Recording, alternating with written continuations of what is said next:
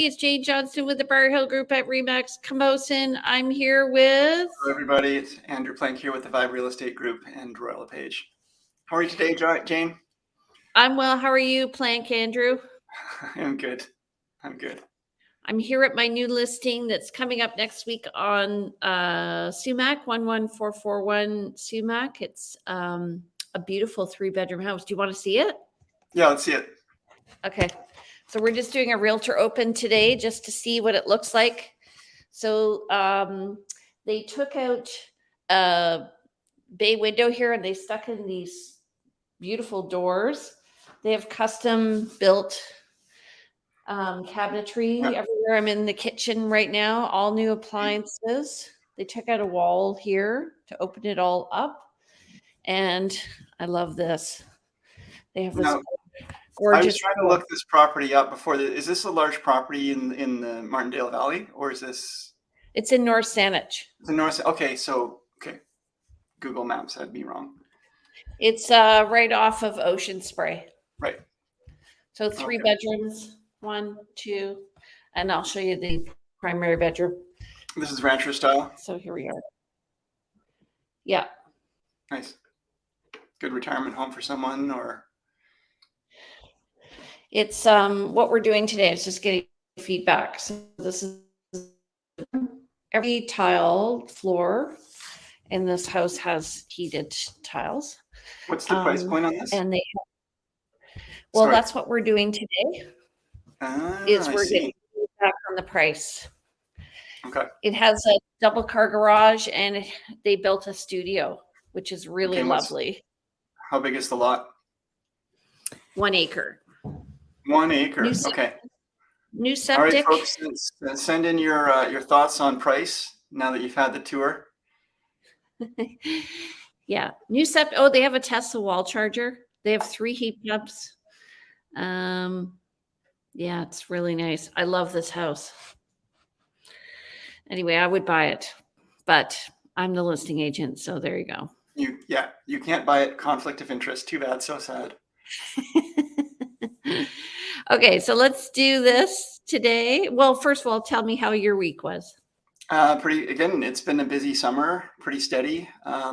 Not so busy that I'm pulling my hair out. Can I use that anymore? I don't think I can say that. But not so busy that I'm pulling my hair out, but steady. And so writing offers, closings happening, talking about listing properties, meetings and so forth. So yeah, it's been pretty good. Summertime is typically pretty slow, and for the level of business that I do, which is, I'd say I'm a pretty busy agent, but not, like I said, I'm not always in the top tier. I find that the pace in the summer has been busier than most. Yeah. I found, so I went away in June. It was really busy before. It's been really busy and then steady after that. But I do feel there's a bit of a lull right now this week. And especially, I think this weekend will be totally dead because the weather's been crappy this week. So people will want that one last weekend out. Can you say crappy on our show? Is this like, do we need to put warnings out to children?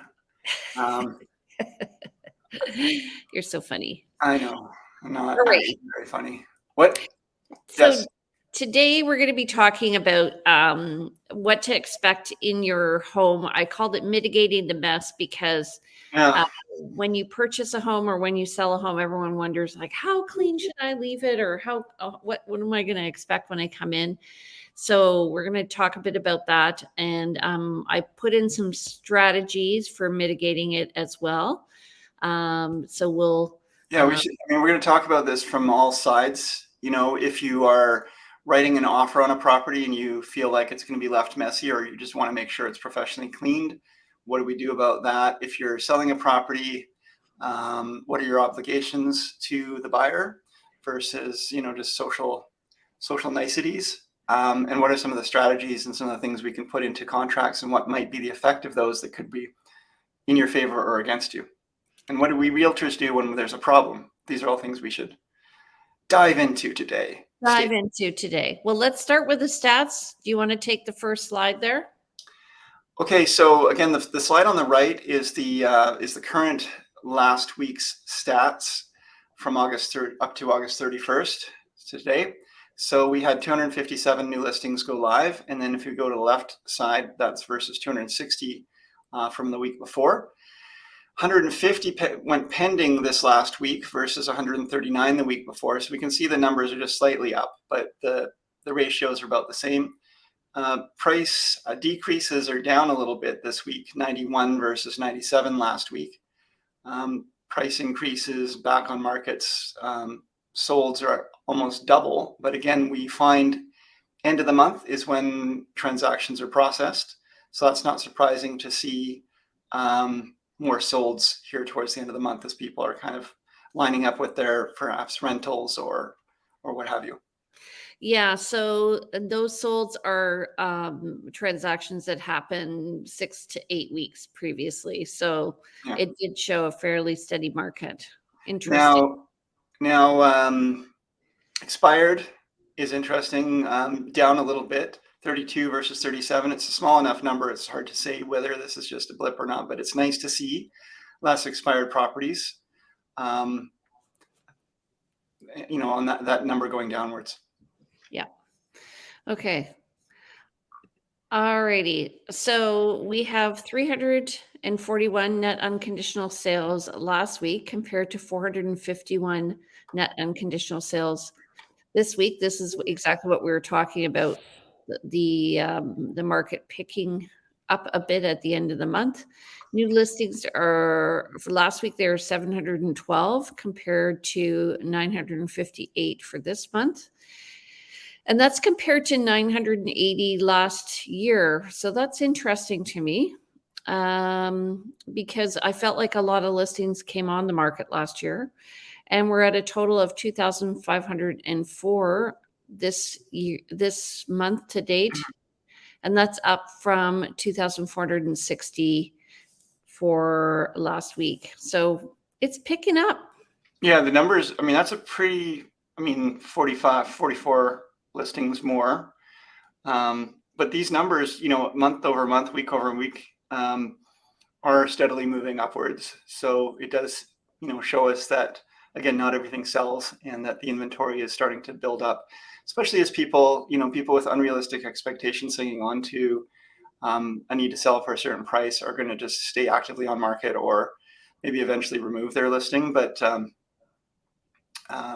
well-priced properties are still selling. I was just out with a client last week looking at condos, and of the 6 we were requesting, I think 3 were under contract, and the other three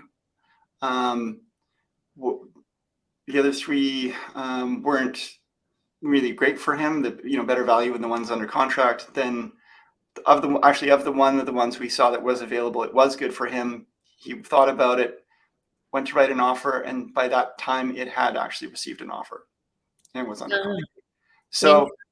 So 4 out of 6 condos. This is entry level West Shore, so not surprising in one sense. Anytime you're in the entry level for whatever it is, houses, townhouses, entry level price point, you're going to find that there's that upward pressure as people are kind of trying to get the best value they can from the lowest price point in the marketplace. Yeah. Are you finding buyers positive or negative right now? Optimistic or pessimistic? Kind of neither. I mean, they're just looking for advice, and my general advice is that, if you can afford, I always say if you can afford to buy now, now's the time to buy. But there's a lot of, let's put it this way, actually, I do have a lot of buyers over the last 6 months to a year that have, changed the direction and maybe are in a holding pattern. But I also have buyers that come in that, it's time for them to make a move. They've sold a place or something's changed in their life, and they're not worrying about where the market's going or what it's doing so much as they need to make a change, and now's the time. They're pretty, I wouldn't say neither optimistic nor pessimistic, they're just ready to do business. Yeah. What I find funny right now with the people who are on the fence is they're waiting for prices to come down, but because they think that interest rates are going to go up, which means it's going to cost them more money. Over the long term, over 30 years, it'll cost you more money with a higher rate. Higher interest rate, yes. But if you're buying at a higher interest rate, I mean, all things being equal, you buy at a high interest rate now at a price. If you bought at a high price at a low interest rate, and then of course interest rates go up, you're in a worse position. And it's going to take you a lot longer to pay off. I'm just talking in general, not current situation. Unless you got a fixed term rate. Well, it depends on what the rates are available at the time, though. Fixed term rate at the time is still going to be high, or unless you go for like a 10-year term or something. I had a client go for a 10-year term and they got 3%. Yeah, and they're probably laughing, but people now never want to gamble that. But were we talking interest rates, or were we talking about what to do with? No, I'm just thinking. I have some clients right now who are waiting, and I'm like, well, if you like the house, it's funny. It's funny how people can overanalyze. If you like the house, it's a lifestyle. So I guess you just have to consider it all. It's the whole idea of, don't sweat the small stuff. If you like the house and most things work for you, don't,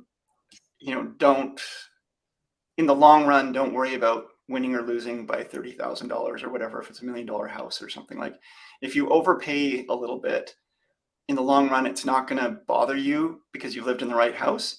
But if you get a good deal on a house and you move your family in and it just fundamentally doesn't work, it's going to end up costing you a lot more time and money and relationship stress.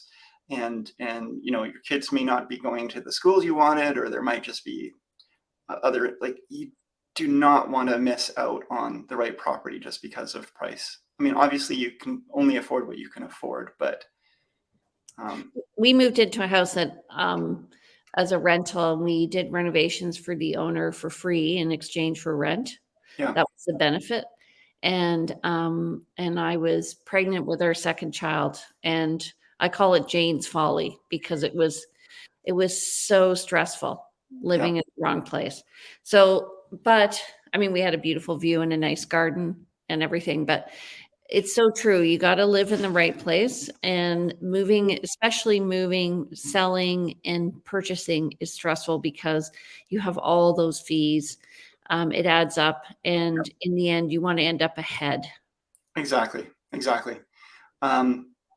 the end of the day, I spent 15 years living in the West Shore, and it was a wonderful location for us in many ways. But from a work perspective, because at the time I was working my retail business downtown, it was a long ways to go. We had most of our friend community was downtown. Getting them to come out to the West Shore was more of a struggle.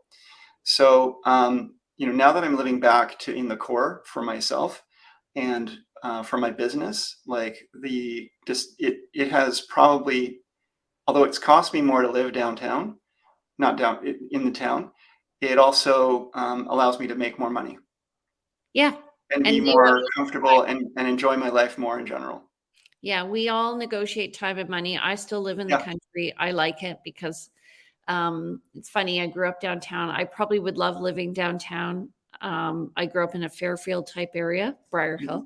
Briar Hill, yeah. But I do love living in the country because it's so quiet. So, except for the helicopters.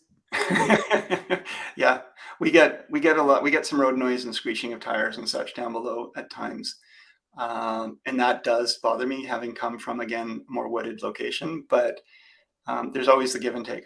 So, okay, next we've got buyers. We're taking them through a place that it's clean as a whistle. There's no concerns. Okay, that's great. We're taking other clients through a place. It is cluttered. It is dirty. It's tenanted.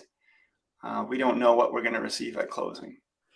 Okay, so A is what everybody thinks is going to happen, which is you're going to have a nice, shiny, clean place when you move in, and everything will be perfect. And so how do we get to that place? That's the one thing. And often when we show, Oh my God, I just got a text in the middle of my show. Anyway, often when we show, it does look shiny and clean. And sometimes when you go back for a second viewing, you realize, oh, it's not so shiny. Right. So how do you mitigate that when you write the offer? Yeah, I mean, I want to comment on that because, I mean, we all, it's that first love kind of thing. You go through the house and you fall in love with it, the one you want to buy, and you see it through those rose-colored glasses, and immediately you're kind of seeing it all in the best possible light. I always find that after the people have moved out, that's where you see the cobwebs, you see the blemishes on the walls, you see the dust in the corners, and that sort of stuff that you may not have noticed before. And a little bit of that is kind of to be expected. But, people also, when they list their home for sale, they are cleaning it and making it presentable. And it may be a false front, showing that, they've got this wonderful clean home. But the minute the offer is accepted, they can go back to living the same way they always had. It's like that picture of the guy who's sucking in his gut while the pretty girl walks by, and then she's gone, and and the buttons are blasting off, right? That's what happens. I don't know what you're talking about. Yes. So B is probably normal, and that's usually actually what we see in the garage, or we'll see it in an attic. And so we do put that people should remove their personal items in the contract just to ensure the buyer is protected. Now, I will tell you, I didn't show this property. I was working with another agent. She wrote the offer on the property. And when I met with the buyer to move in, the other agent wasn't there. And the whole basement was filled with crap like that, including rat poo. Talking picture C here. Pardon? Picture C. Yeah. Yeah. No, it was B. Yeah, I guess C. And C, I'll talk about C in a bit, but B with rat poo, sex toys, needles, you name it. It was just so bad. I called the realtor, and the realtor's like, well, you didn't ask us to remove the personal items. I was like, oh my God. And they took Was this a foreclosure? What's the situation for the sellers that do? What is your awareness of that? I think that it was obviously somebody wasn't totally there mentally. Yeah. And the agent, to this day, I bet you she doesn't know why I don't talk to her, but I will never speak to her again. This is the agent that worked with you, or the agent that was a listing agent? The listing agent. Okay. I mean, the buyer agent was remorseful, and I would hope so. Yeah. But the listing agent just sort of said, well, sorry, you didn't write it in the contract. Too bad. So sad. And this is one thing that is always like a discussion point before an offer that we should always have with our clients. And it doesn't always happen in the heat of the moment or multiple offers or what have you, but the expectations around a clean house, what we see when we first view the house can give us some hints about what we'll receive on closing. And also, the pros and cons of writing these kind of things into the contract, because, someone with those mental health issues may not have the time or energy or money to deal with a clean. And so giving your clients that are buying the heads up that, you're probably going to have to deal with a mess when you move in, or you try to negotiate it being cleaned and spotless, but we don't have control over necessarily who they hire, how well they do the work, and how, do we hold back funds that once we get into those kind of negotiations, it can cause the buyer to pay way more money for the place as opposed to taking it as is, because the seller will not negotiate as much. So as a listing agent, I had a place like that, and I went in with the cleaners, and we just cleaned the house, and that was it. Like I said, okay, and this person had no money. Mm-hmm. They were pre-foreclosure. And so I said, they had equity though. But I said, you know what? We'll add it to the cost of the listing fees. And I literally just prepaid all the cleaning costs. I had it all tickety-boo before we went on the market. And then I also paid for a cleaner because I knew she wasn't. It's going to get dirty again. Yeah, and we added in a cleaning at the end, so we got it done. So the buyer was happy, and it still wasn't perfect, but it was pretty good. Mm-hmm. In the U.S., they call it, I think, brush clean, Brush broom, clean. broom clean, like Yeah. being swept. Okay, And that's just kind of like the base level is broom swept is the expectation in the States. Yeah. So folks, this isn't like when you buy a home, it's not like you're buying the sellers are moving out of a rental and there's a damage deposit that they're going to lose and so forth. They don't have any obligation unless there's something written into the contract to clean the home. And even if they did, it may not be to your standards. So, and this is where wisdom comes in, because we have been there and then we know how to mitigate it, and so we prepare you for it by writing it in the contract. So you can do a holdback as well. I've done that where the whole property was full of junk. We did a $20,000 holdback. yeah. And this was in probably 2007, 2008. And where if the seller didn't remove all of the used cars and everything that he had, that it would be a holdback. And the seller obviously did. And he actually wouldn't give us the keys until he got his holdback back. Right. Right. We had a situation recently where we talked about a holdback. For a different matter, it was for some remediation of something found in a building inspection. And what was funny was, okay, so first of all, folks, a holdback is we write it into the contract that there's money held back from the proceeds of the sale from the buyer, held in trust by the lawyer. Doesn't belong to anyone yet. And then it's sort of depending on what happens at completion or depending on what happens within the language of that holdback. So for example, the holdback could be for removal of junk, or it could be for, in this case, maybe remedy of something in an attic. Depending on what happens, that money is either provided back to the seller or given to the buyer. And it happens also in new construction. If work hasn't been completed and you have a holdback and there's a certain amount of time, the money will just go to the buyer after that time so that the buyer can pay for somebody to do the work. The key takeaway is, we were discussing in this case a holdback that was probably enough and probably more than enough, but possibly not to cover expensive remediation. But the number that was given, my client said, oh, we have the option at this number.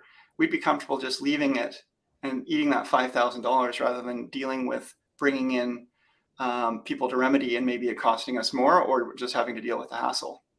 So holdback usually should be more to cover, but it also doesn't mean that automatically, let's say it was $100,000 holdback for cleaning, doesn't mean that if you don't clean, you don't, the $100,000 is forfeited. It's if whatever the buyer's expenses are, they would then apply them against that holdback, and then the remainder, once it's satisfied, would go back to the seller or whatever.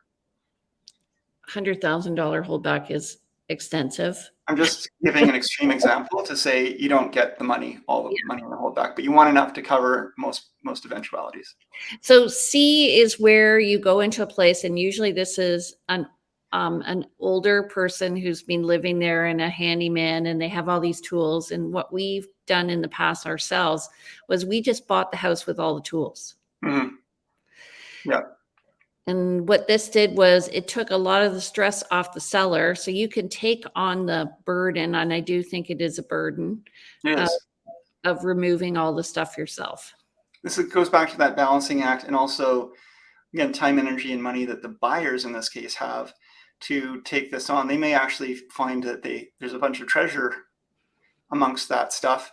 There might also be just everything needs to be junked and garbaged and fumigated and cleaned out, and it's a bunch of hassle.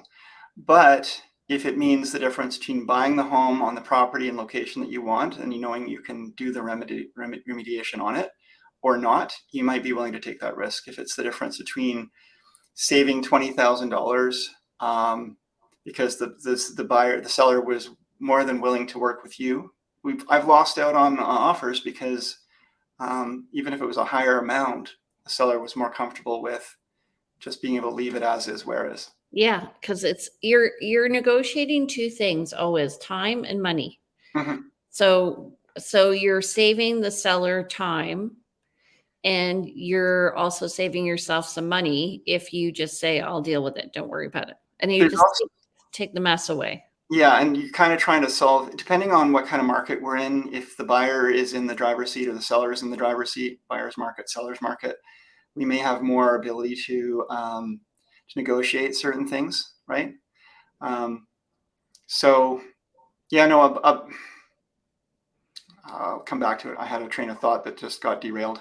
Okay, so D is, will the gutters and stuff be clean? Probably not. That's excessive cleanliness, and it probably won't happen. Generally, if that's going to happen, it will have happened before an inspection, Mm-hmm. because they want to make sure the house looks good during the inspection. So don't expect the seller to clean the gutters. No, or clean out the perimeter drains, or all of these things that are, ongoing maintenance pieces that we could have done in a building inspection, but most people don't. Yeah. One thing that is a nuance to all of this is, and I found this happens, some agents, as a matter of course, include a cleaning clause in their offers for their buyers. Yeah, that's a new thing. Yeah. Yeah, it's becoming more common as we've gotten more into balanced market, and I think it's wise. But you want to be careful because there's an emotional content to negotiations as well. And if the seller feels like they're being held accountable or being called a slob, they may actually get their back up. So it's a fine line around the cleaning elements and some of these, removal of junk, often of which they're just kind of like, well, we just throw this into every offer. But we need to be careful how we couch them when we're doing our negotiations, because we certainly don't want to create any angst in the seller as well. That could, again, cause them to be like, no, I don't want to work with these people. You're assuming, though, that you're speaking to the seller. Really, we're asking the buyer to interpret, or the listing agent to interpret what we're saying.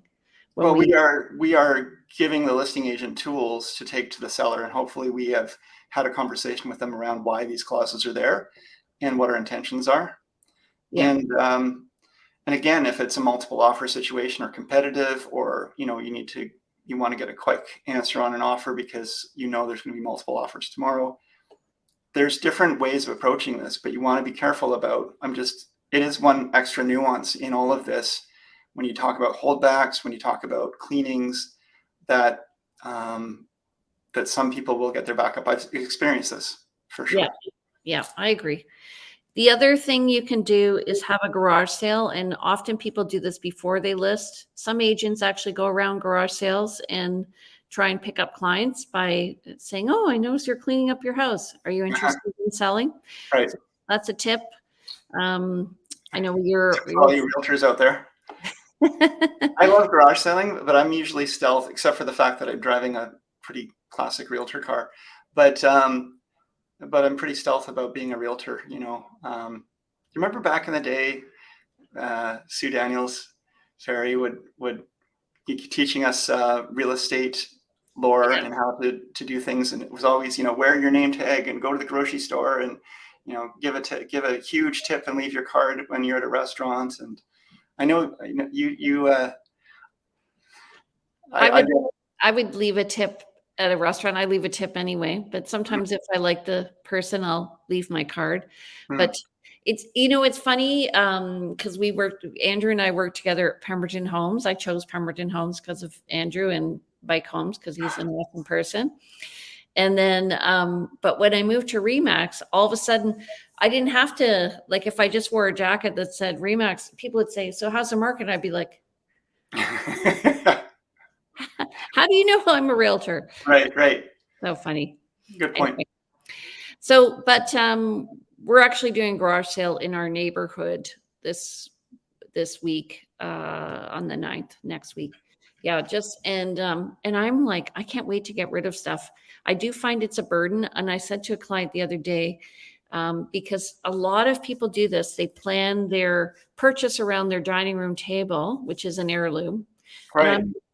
You're spending $1 million and you have this, you know, $2,500 table or Yep. whatever, and you're Yep. planning your whole house around it. And I get it because you break bread, with your friends and family at the table, but still, just remember you own your stuff. It doesn't own you.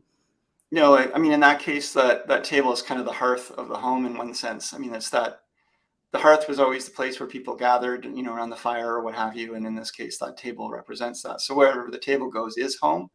And I get that. But if you're, I mean, I'm that brought up for me, working with a client a couple of years ago who's, they had a family member that had a big truck, and the family member wasn't, it was each child, it was their son. So he was going to be moving out at some point in the next few years.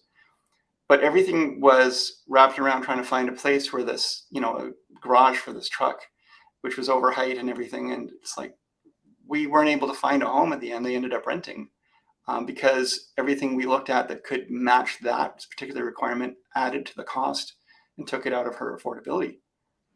And it's, there are certain times where you got to kind of think about what are the priorities here. And if that was a priority, that's their business.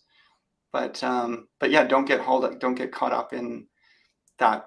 You've got to try to think a little outside the box and let go of some of these things if you can. Yeah. Okay, so the mitigation strategies are put it in the contract, ask for holdback, potentially get a professional cleaning clause put in there, or as a listing agent, get it cleaned before, Right. and do a garage sale. Get rid of your stuff before you even list. Now, how often, and I've had this happen a couple times recently, and this is partly on me, probably having more conversation with my clients around this, but also certain clients I find, especially younger generation, I suppose, sellers, don't necessarily have the same idea of cleanliness as others. And so even though there's a discussion around cleaning, even though there's something in the contract that says it will be left in a clean and professionally cleaned manner, perhaps it's not left in the same kind of quality, or at least everybody's got a different sense of what clean is. So we were at a property the other day and it was clean, but then we actually looked behind the stove because we wanted to check to see if there was gas coming in, and it was disgusting. Yeah. And so, I asked for it to be clean, professionally cleaned, and around the appliances and the washer dryer. The other thing is washing machines often are disgusting. And anyway, just thinking of washing machines that You got distracted by washing machines. It's fine. I've opened up, but this is a personal thing. And I often say to buyers, okay, so maybe they did get it professionally cleaned, but just so you know, cleaning is also a personal thing. And so your level of cleanliness, you just have to understand you may have to come in and clean it. Yep. And it's definitely happened a number of times for my clients recently, either buyer clients moving into a property where the seller, it was a tenanted property, one of the more recent ones, but the seller, it had been vacant for a little bit and the seller had been there doing some work and so on and so forth, but he had left it in a not very clean manner. And my client was really upset because she felt like he should have done better. And this is the thing, there's a bit of a handover here. There's a bit of a social contract, I guess, but there's also, some people say, I've sold my place, I'm moving on, and I'm emotionally divested and I'm done. So when you get the call, I guess the question is, when you get the call, hey, my client's just moved into your listing and X, Y, and Z they're unhappy about. One appliance isn't working. There's some dust in a corner. There's some junk left. There's whatever. Do you just not get those calls? I never get those calls. Yeah. Well, first of all, you can mitigate that by doing a walkthrough with the seller before they leave the property, so that this is not happening. But with regard to appliances, this is an interesting contractual thing because there's a line drawn on the day of possession. I do ask sellers to let me know if something happens between when we went unconditional and before closing with an appliance not working, because everything should be in the same order as when they saw the place and hopefully when they did an inspection. Mhm. And so I've had clients do things like replace a burner on a stove, or maybe they need a toaster oven or something. But yeah, like who's responsible for that? And that's always the The question. realtor. It's almost always the realtor. That's the ongoing joke when it comes to appliances and that whole turnaround. A lot of realtors have bought appliances over the years. Yeah, It's not our responsibility, but we do smooth it over. want to smooth things over and just help everyone move on with their lives. So anyway, Jane, it's been 36 minutes, and I think we both have to get on to doing some stuff here. Okay, quickly, do you have any needs and wants? I think I mentioned earlier, I really could use a condo, 1 bedroom and den or 2 bedroom in the West Shore under 500,000. Preferably open floor plan, preferably quiet location, preferably a good workable kitchen. So that's one for sure. And currently under contract, we're hoping to be under contract on my other townhouse buyer, and going to be looking for a house up to, I'd say 2.2 million. I think I mentioned this before, for a family in the core, near good schools, near good. It doesn't have to be brand new, high end, just a good location, good home. This should be pretty doable for them, but so far we haven't seen anything. Okay, well, I did talk to a potential seller, and Okay. they're not ready. So sorry All about right. Okay. Okay, so we do have this listing coming up. So it's 3 bedrooms, 4 baths.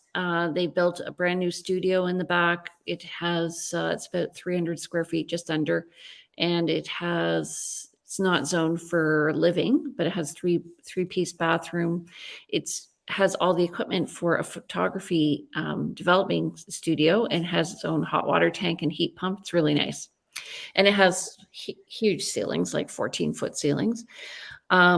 And then I have a buyer looking for a place with a suite in Machosen, and we really like that Saddleback area. We went to see the listing on Saddleback right now, and it's too choppy for them. So if you have something that's maybe a little more modern, they're interested in something like that. Okay. Alrighty, and so you guys, we are on every Thursday morning at 9:30, so please tune in. Next week we'll be going over the statistics and figuring out what's going on with the market. A lot of people are asking right now. Part of what's going to happen is there's going to be an interest rate announcement in September, so that will affect things strategically, and perhaps after that we can talk with a couple of mortgage brokers and see what's going on. Yeah, I'm curious to know where we go with this next one, and maybe that is what people are waiting on, as we were discussing before. But anyway, that's for another day. Jane, Okay. It's wonderful to see you. How do people get in touch with you? Reach out to me at 250-360-6106. Email info@andrewplank.com, and you can check out the website at andrewplank.com as well. Okay. Hi, Melanie. Thanks for tuning in. You can reach me, you guys, at 250-744-0775. My email is briarhillgroup@gmail.com. My website's briarhillgroup.com. And you can also look at these shows and more at victoriarealestateshow.com. And I'm on Instagram as realtyteacher_Remax_Victoria. Have a great day, everybody. Bye, Jane. Bye, everybody. Bye.